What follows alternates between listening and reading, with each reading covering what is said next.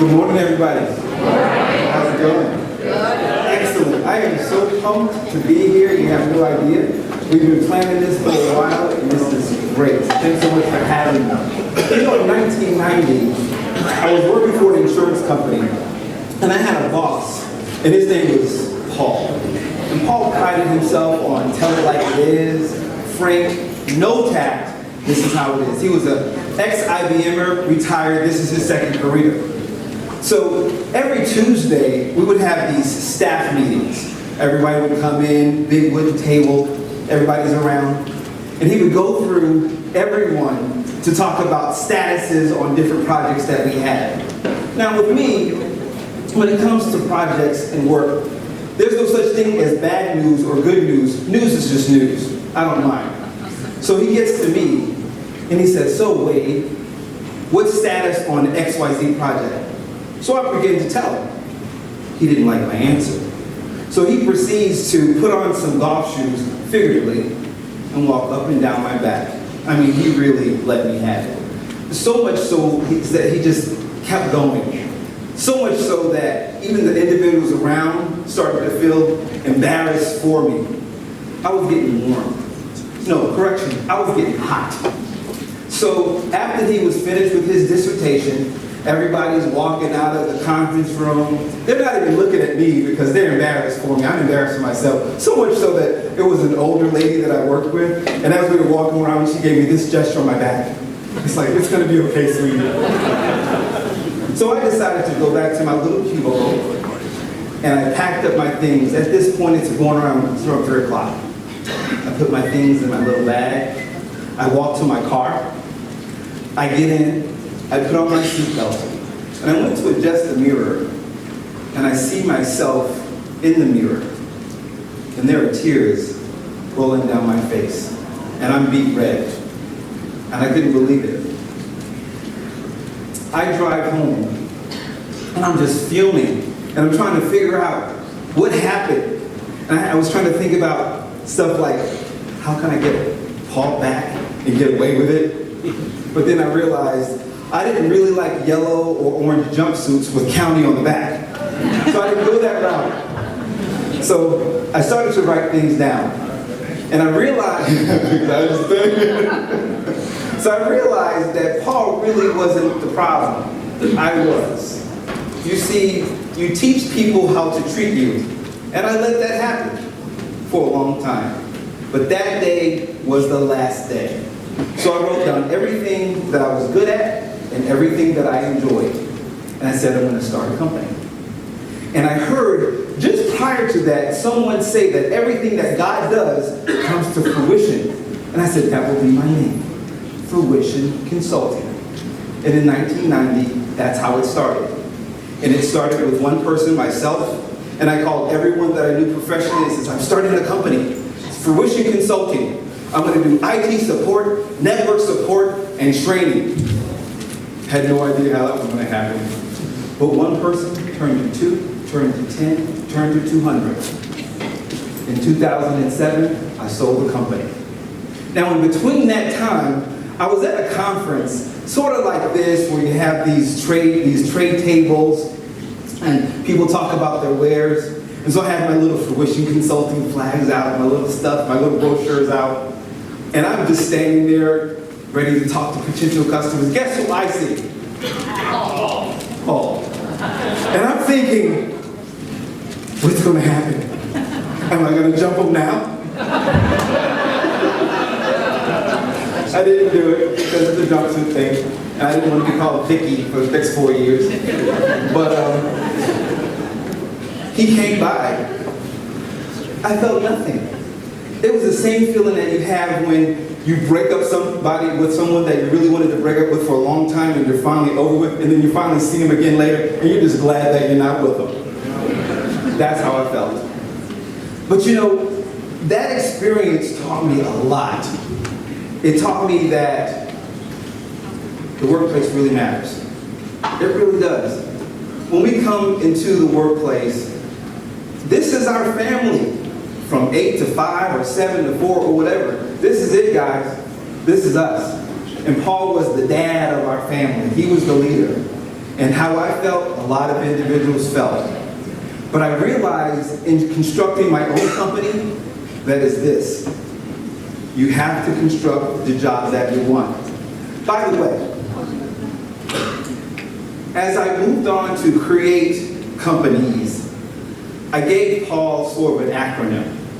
And to me, Paul stands for a proud, arrogant, uninspiring leader. I hope there's somebody named Paul.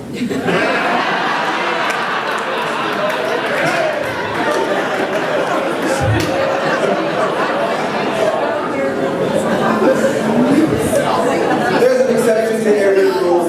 You're the exception.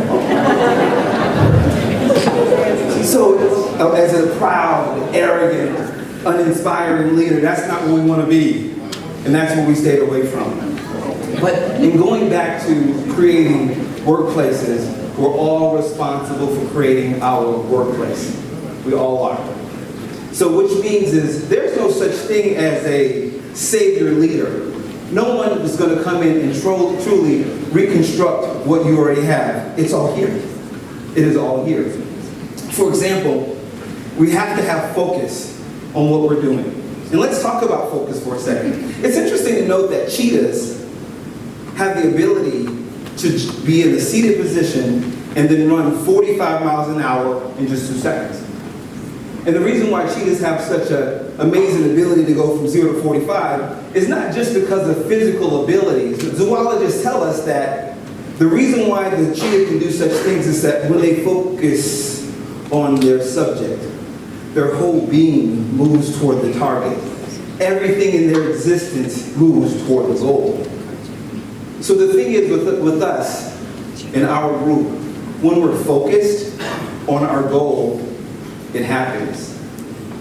There's a poet, his name is Burton Bailey, and he wrote a poem that was called The Will to Win. And Burton says, and I quote in part, if anyone wanted something bad enough to go out and fight for it, work day and night for it, and give up their time and their peace and their sleep for it, and all that you dream and scheme is about it, and life seems just useless and worthless without it, but you gladly sweat for it, fret for it, plan for it, and lose all your terror of the opposition for it. And if you go after that one thing with all of your capacity, strength and sagacity, faith, hope, confidence, and stern personality, and if cold, hardly, famine, or gout, sickness and pain of body and brain can keep you away from that one thing, if dog didn't bring you, besiege him, he said it, with the help of God, you'll get it. I love that quote.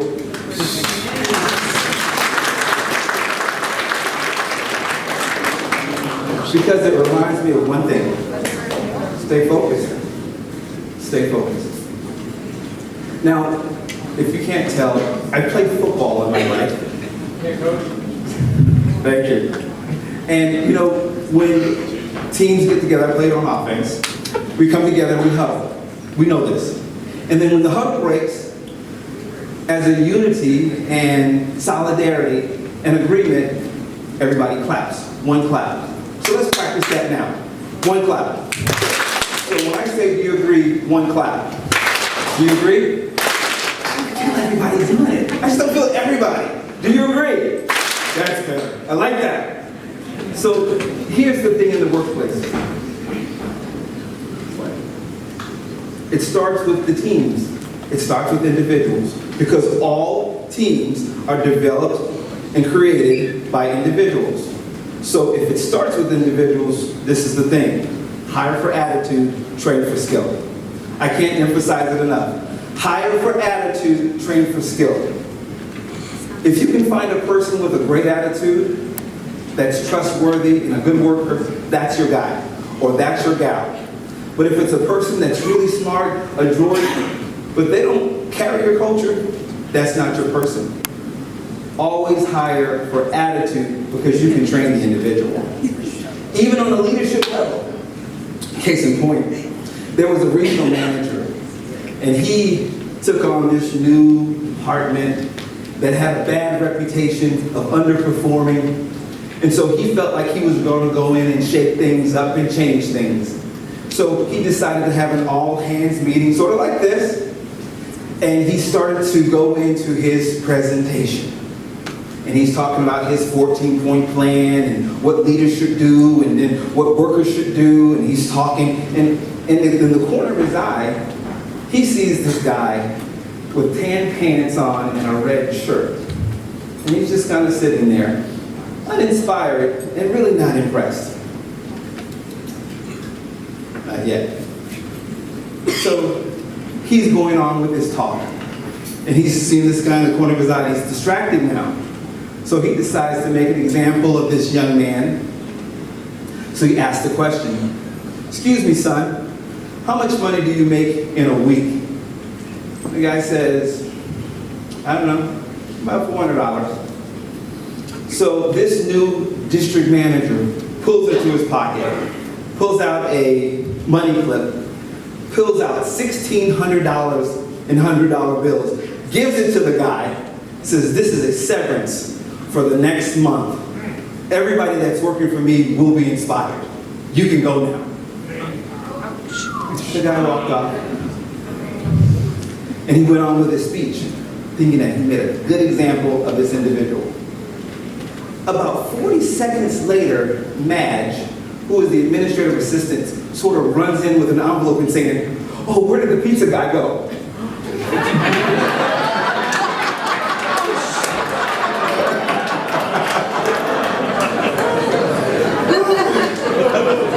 We can't be in a hurry to make a good impression at the expense of others. You can't do it.